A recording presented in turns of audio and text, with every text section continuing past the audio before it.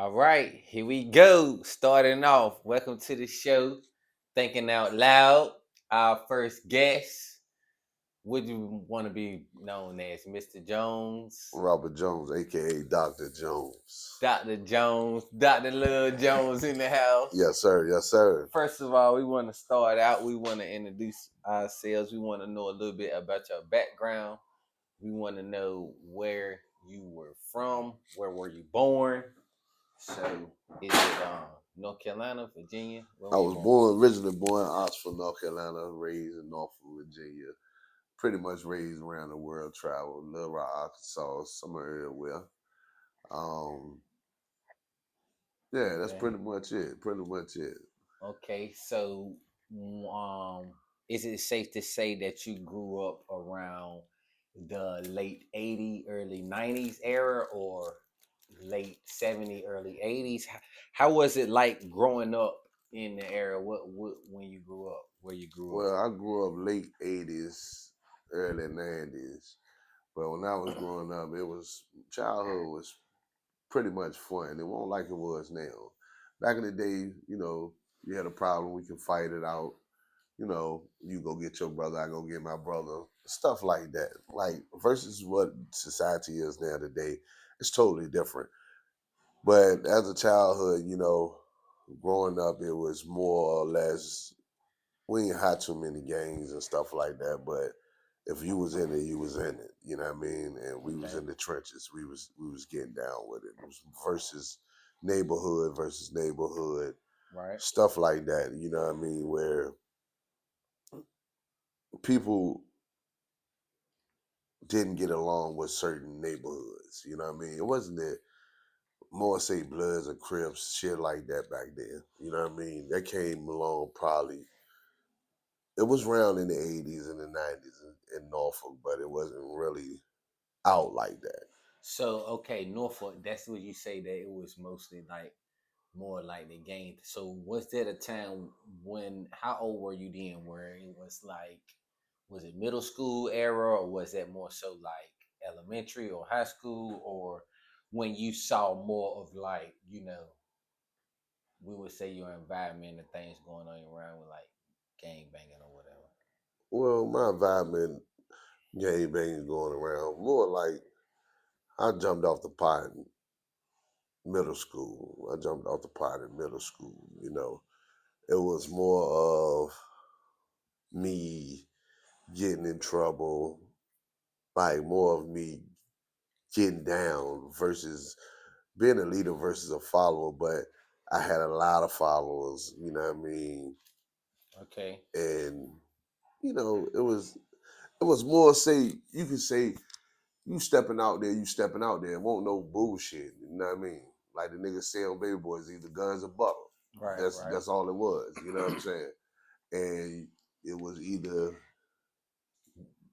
be ate or do the eating. Okay. Okay.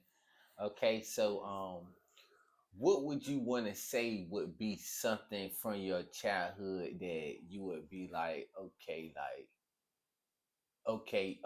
because certain people, when they be in certain areas, you got what I say is one or two things. You will more so embrace the life and want to say, well, this is the life I'm going to choose, or either you will be like, okay, like this is not what I want to do. I want to do something else, or what was the age in the time frame where you would say it's like, okay, this is the life for me, or it's like, okay, I want to move away, or I want to do something like, coming up the mass state that you had, because I feel like it's a lot of kids or whatever that's coming up, that may be faced with the same decisions on like, am I gonna be with this person, or am I gonna be with the gang, with the clique, or am I gonna, do something else? What's something that you would say was an age that more so that you was like, okay, whatever decision I'm gonna make, this is gonna be it.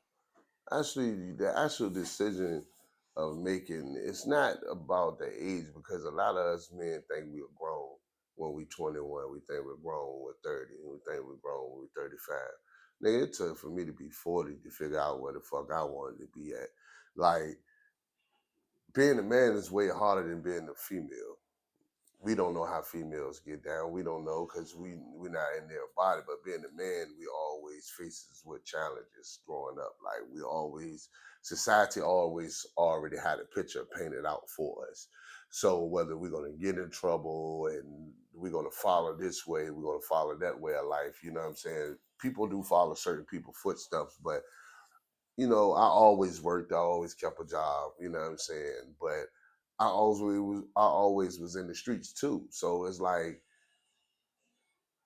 it's no way you can decide when you're gonna stop. It's just a decision and a choice, a will and conscience that you have to make to stop.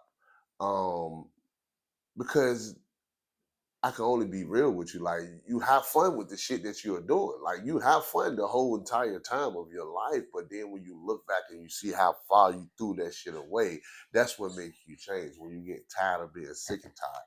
So I Okay. got tired of being sick and tired. So I started changing my ways when I was actually 40. For real.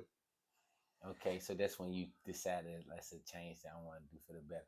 Now I'm gonna back you up a little bit because you said something that's a little bit maybe controversial to some of the viewers that be listening. You said that it's harder to be a man because me being the host, I'm gonna be unbiased, but I want to know your opinion more. Want you to more elaborate on that because some people might say, man or woman, that it may be hard out here to be a female than to be a man. So Well, from the female standpoint of view, I can't speak for a woman, but when I say it's harder for a man because we are out here in these streets when we're growing up, right? And we hang with people that's gangbangers. We end up gangbangers. We end up selling drugs, jumping off the pot. We end up being in these streets because you always got your fellow So homeboy you basically saying you were a product of your environment. environment. So Basically.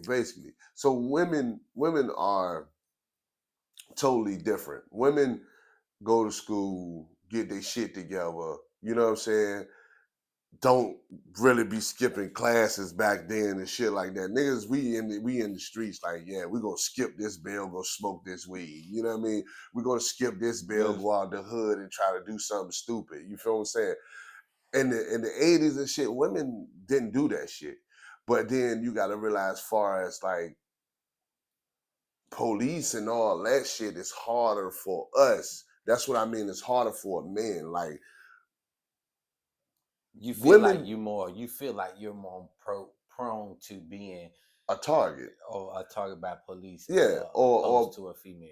or yeah, way more than a female. Even in the court system, the judicial system, So like you saying you also I want to get an understanding that you feel like you are being a male growing up that you're more prone to maybe getting into trouble and doing something you don't have any business doing, like you say, skipping class or something. Because easily, people can say, well, if you the man, you don't have to skip class as the boy. You don't have to do that. But you feel like what you saying is that you're more prone to that. You have more people around you that's influencing you to not necessarily do bad, but do things that you're necessarily supposed to do. Right? That's what you're yeah, saying. but it's really more or less of say for instance, you got a clique you roll with. You and your clique gonna roll and do everything together. It's not being influenced. It's not being a follower. It's just shit that you and your clique gonna do because y'all is from this hood or y'all stick together. So if one of y'all do it, the next one gonna do it. I mean, it's just a domino effect. But far as like I'm saying to break it down to you as it's harder being a man out here in society is very hard. Like we are faced with more challenges and we're faced with a lot of things. Like it don't I don't give a fuck what nobody say. Shit, a man can go to work and come home and take care of his woman. She still gonna give him a fucking hard time and a problem. It's never too good for her.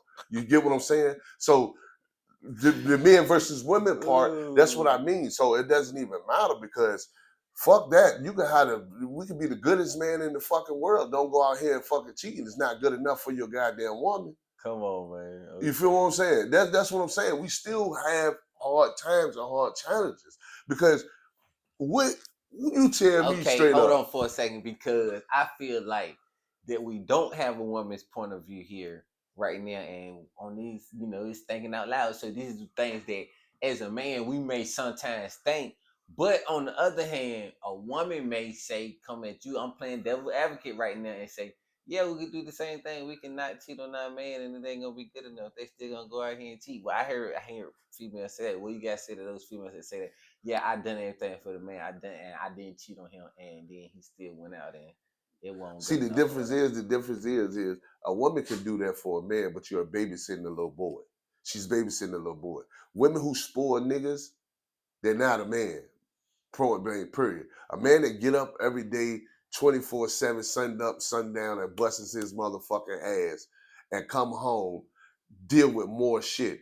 Women like dealing with niggas that's, or gentlemen, excuse my language. Women like dealing with. I mean, I'm raw and uncut, man. I can't keep, you know what I mean. We can keep it real. We But can, you know what I'm saying. women Edit out the like part so we dealing. can get it Women right. like dealing with dudes who drag them through the mud. Some women like dealing with dudes who drag them through the mud. And Yeah, that's all some they women. know. Let's put it there Some because women.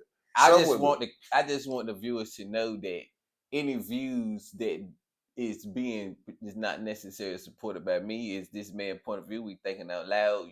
That's what he's saying. Some I may agree, some I may disagree, but we just thinking out loud. We just want the viewers to understand that everybody has a point of view or sides that they see things, and I'll be more than willing to happy if we continue on, with the podcast, starting with this one, and continue on get other people's points of view one at a time and see how they deal or how they think about it. But I also, one of my points that I wanted to have with the podcast is to talk to somebody that has actually done some prison time before and think about decisions that they made, where we can discuss decisions that you made to maybe land you in there, and then when you got out, the decision that you made to say that I'm not gonna go back. You know what I mean? As far as like, it's up to you whether you want to discuss your case or whatever. People can look it up and everything, but it's just far as the decisions that we make as a whole in general. Some of the things that you may have done and say, man, I made a bad decision or I could have done something different. And then maybe some of your experiences when you were in prison or some experiences when you got out, that maybe change your outlook on life of how you go about your day to day now. You know what I mean? Like, would you like to like discuss any of those, or is that something you like don't feel comfortable with, or? I mean, give or take, the decisions that we make, right, is our own decisions, right? A lot of motherfuckers look at, oh, I did this shit. Listen, I'm raw and uncut, man. I did the motherfucking thing. I'm gonna do the motherfucking time, bro. I'm out there slinging dope, right, and I get these charges. I gotta wear my shit, and I'm gone, right? See, prison is. Okay, so what you say about people that snitching, and maybe in the case of how you feel about snitches, because the I'm little from dirt the case. '80s, bro. We don't even fuck with them niggas, man. Like, even if these niggas got a whole vibe now. Like, they can snitch and it's easy and they can get away with it and niggas still rock with them. Yeah. Nah, I'm from the '80s, bro. We don't even do all that. You talking, my nigga? You got to get it. It's. So if you get caught, you get caught. No matter what, you feel you do your time. You sit down and do You your do time. your time. You do your time. You got to do your time because it ain't the next man's fault. You was the done it. You know what I mean? It's part of the game, man. Part of the game is if you gonna be out here, you gonna hustle in this game, bro. No matter what, if it's scamming, check fraud, dope selling, robbing, anything we out here doing, bro, it's called it's called karma, bro. You got a deadline to this shit. You can't, if you out here selling drugs, you ain't never got to off, you the motherfucking feds, nigga. Straight like that. You the fucking feds, nigga. That's all it is to it. You been running 30 So some what years you straight. saying is, if you sell dope, you gonna get caught and you gonna go to jail. That's what you saying, It's baby. a possibility because sometimes the money moves so fast you don't know who you serving.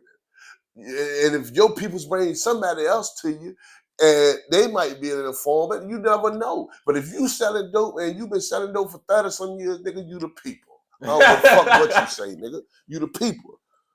You know what I mean? Oh boy. It's point blank period, man. It's point blank period.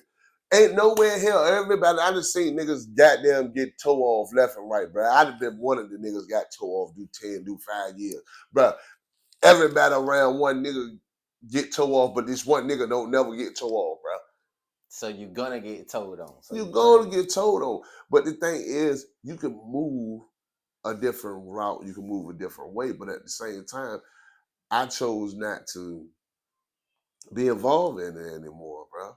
Be involved right, in it right, anymore right. because it's like, for one, don't once you start having kids, man, it's different. You start having kids, you going away from their lives. Ain't no woman gonna want to keep sitting around being with a nigga. You know what I mean? Like, I ain't really never had nobody bid with me when I was locked up. I get it how I live, nigga. If I want it, I'm gonna get it. You know what I mean? It's part of the game. But at the same time, you gotta understand how much time you take off your mom's life, how much time you take off your woman life, how much time you take off your kids' life.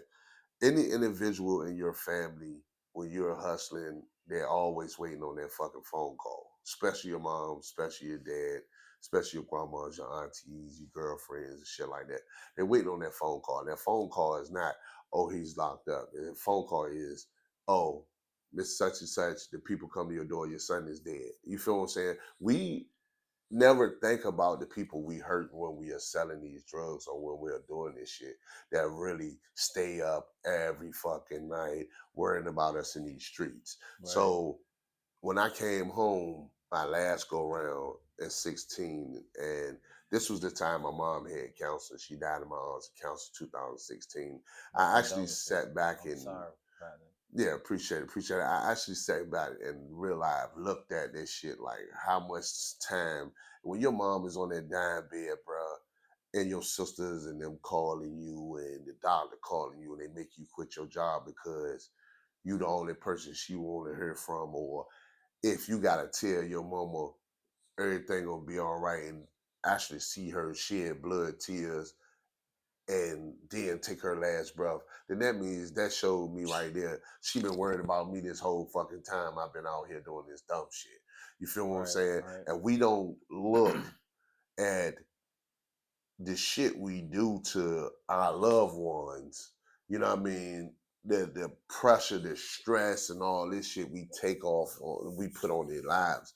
But at the same time, going to prison was a different route. It showed me a different thing. But you might as well say it's like a big ass male college campus where and you got your assholes, you got your Nazis, you got all pause. stupid. Yeah, you got all stupid type of motherfuckers. You know what I mean? That's on another type of level. But you just can't see your family, and it's not people around. You feel what I'm saying? But listening to a motherfucker to tell you what to do, how to go to sleep, you know what I mean? Right. Locking down 24/7, fighting 24/7. I love to do that shit. I live for it, the fighting shit. But it's just a part of you get tired of that shit. You waking up to a whole bunch of motherfucking men around all the time, man. Like Right, nasty as hell, don't take showers and shit like that, bro. right, It's a headache. So for the youth, don't.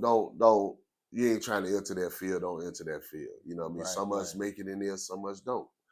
But the decision I chose was to never look back because I always tell people like this: I never made a fucking mistake on anything I did in life. It was just a choice that I took.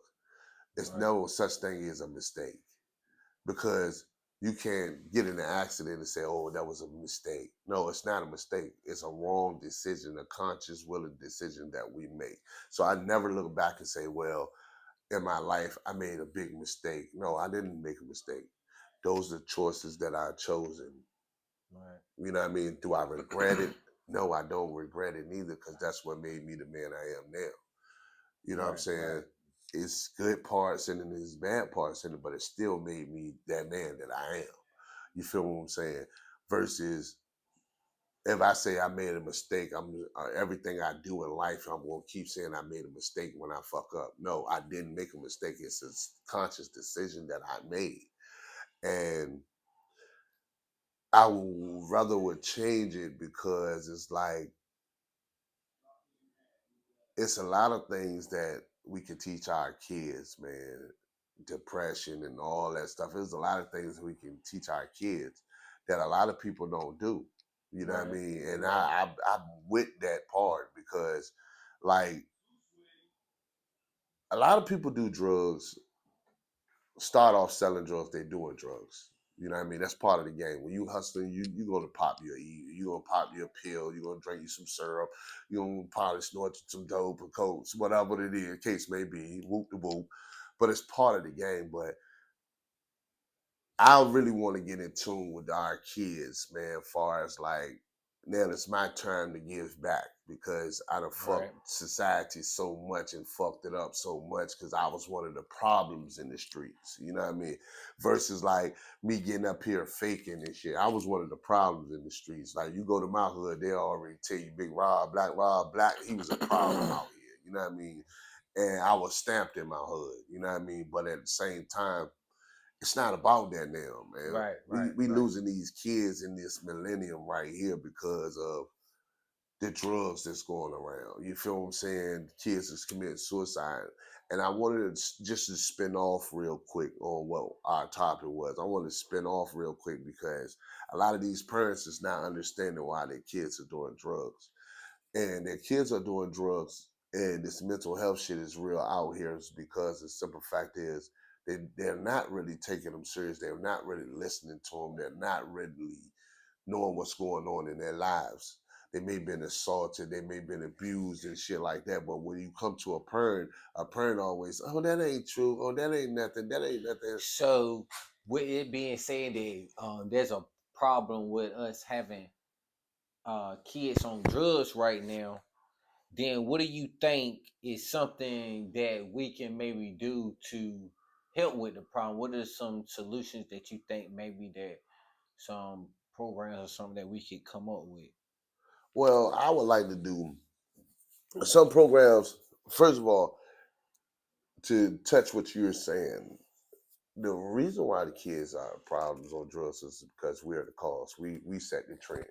So I'm trying to change it. You know what I mean? We set the trends that is okay. Rappers set the trends that is okay. We are the adults. We set the trends. So I would like to do some type of, you know, program far as like featuring mental health, um, kids battling substance abuse, um, just things to stimulate their intellect.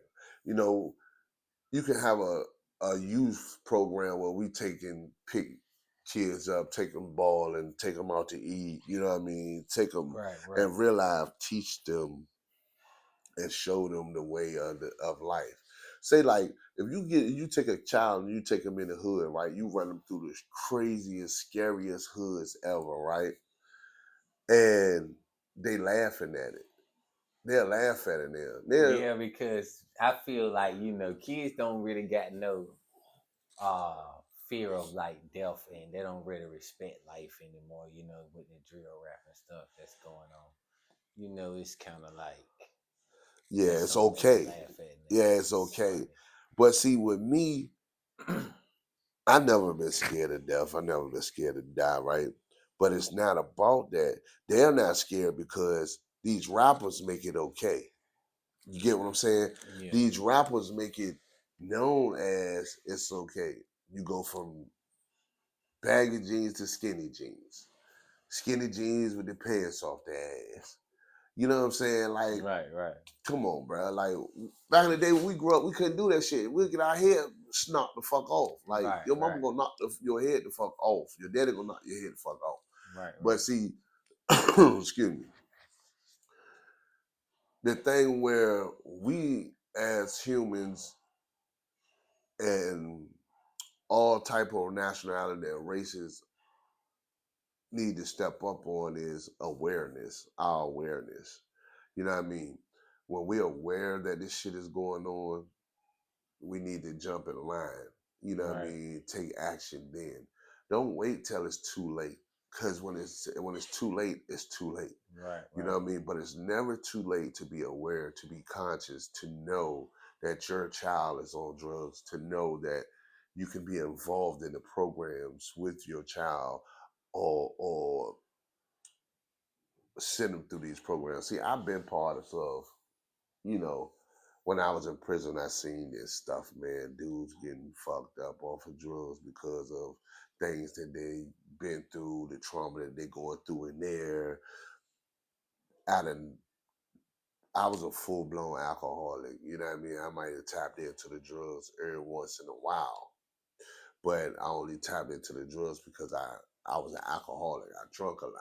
So I went to rehabs and I got to understanding that I went to rehab on my own and got to So understanding. rehab, when it comes to rehab, do you think that that is something that's helpful to the people, like, and when it comes to rehab, I always been a strong believer that if you go to a place like that, you as the person that's going has to be willing to make that change and to do it not because of the court told you to go or because your friend told you to go. Do you feel like that's a helpful that place help you to overcome or help with your sobriety? See, rehab for me was, I chose it on my own, not courts, not none of that. I chose it on my own because I got tired of being sick and tired, for one. For two, it does help. I had to go twice. The first time I had to go, I went for the alcohol, right? But when I went for the alcohol abuse, that I was abusing alcohol so much, when I went that time, the first time, it was more or less treating the alcohol, right? Right. But when I left, I still was getting fucked up, right? Okay. Right? I still was getting fucked up. When I left the first time, I got fucked up. Then the second time I went, right? I treated the mental. The Okay. mental, Okay. that's what I'm telling people about being involved in your kid's life. You gotta know what's going on. So I didn't know how to deal with my mother's death, my grandfather was death, my father So was that's why dying. you turned back to the alcohol Yeah. because you had stuff that you were dealing with. So it was like basically I'm always making sure everybody else all right in the family, but it's never nobody was coming around to check and see was I all right. People Right. go through things. Everybody's not big. So I chose to drown my emotions and shit out into alcohol. You know what I mean? Every time I felt like I wanted to cry, every time I felt like I'm by myself and I'm not by myself, but it don't hurt to check up on a person, but when you checking up on everybody else and being strong for everybody else, so I Right. drowned it out. But while I was in rehab, the first time I see young kids coming in off the fentanyl, heroin, crack, crystal meth, fucked up. Mm. And the job fucked me up because it's like, I'm sitting in here, I'm like, yo, there's people in here with way worse problems than me. I'm just a fucking alcoholic. Like, what the fuck? Like, Right. I Right. found myself in that bitch in class sometimes crying because, like, I'm like, damn, man, these niggas is real life fucked up.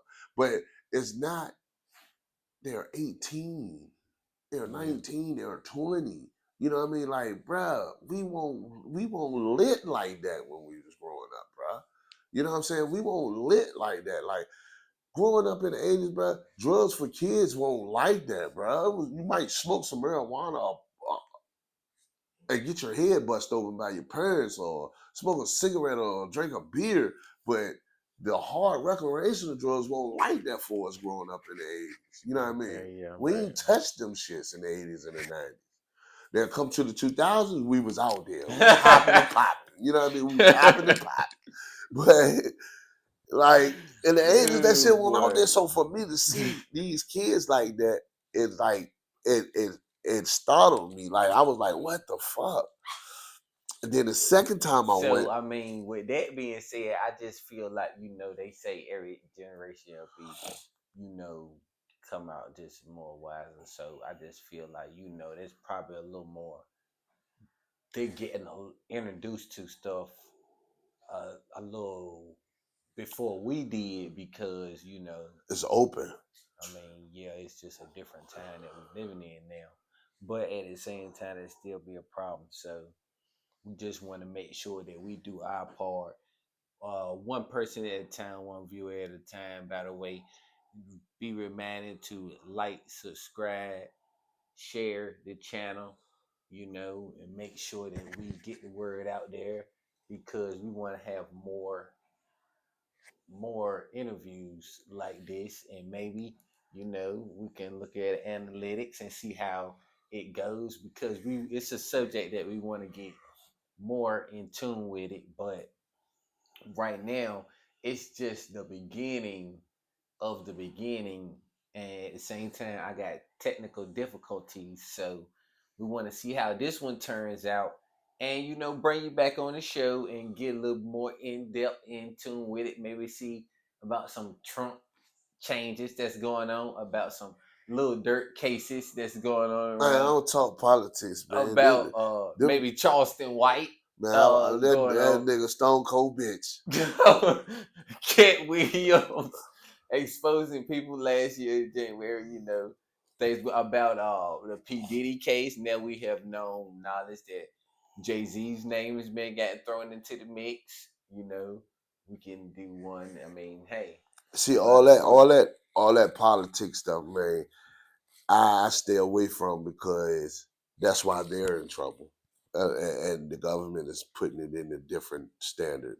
But we'll get that too on the next channel because that's something you really got to look into. Like I look into stuff like that, and it's all about politics. Like they're not in trouble for a certain thing. Like P Diddy, he's in trouble because he sued multi-billion-dollar government companies, and they trying to make it seem like it's a spinoff, but at the same time, he's a booty warrior. You know what I mean? Yeah, it is what it is. But let's get back to these kids, man. Because I'm gonna go on another level. Like when it comes to that politics, I'm gonna go on that another level, man. You know what I'm For saying? sure, for sure.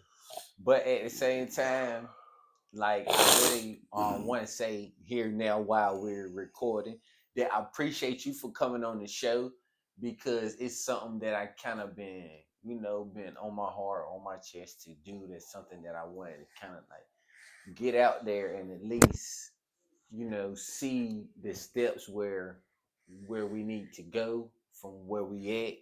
And I want to thank you and appreciate you for being a part of it, and we'll see where it go from here. I appreciate that But too. until next time, you guys, this is Thinking Out Loud. Thank you for joining.